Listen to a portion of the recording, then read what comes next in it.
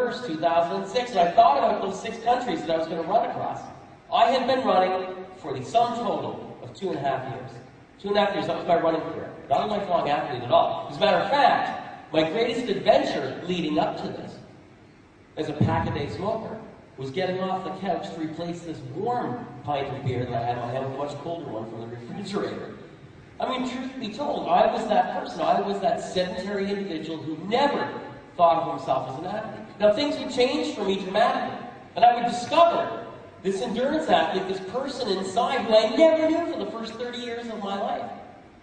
I was 30, going on 30, in 1998, and I had to make a decision with my life, because unlike this esteemed audience, I had not graduated even community college, barely got out of high school.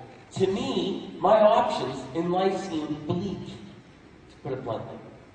I had no idea what I was going to do with the rest of my life. No idea. Now, thankfully, I have a brother, John, who exuded confidence.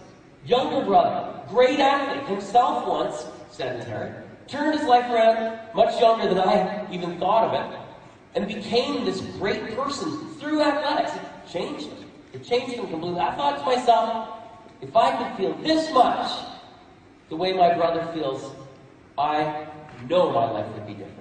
Well, I made a decision that I was going to kick all of these nasty habits, the cigarettes especially, and I was going to turn my life around. I was going to make a difference in my life, and I was going to see where it would lead. I had nothing to lose, no option but to try. Well, that was in 1998. It took me until New Year's Eve 1999 to actually quit smoking. I figured, with the whole Y2K, maybe I wouldn't have to follow through. Remember that, Y2K? But I did.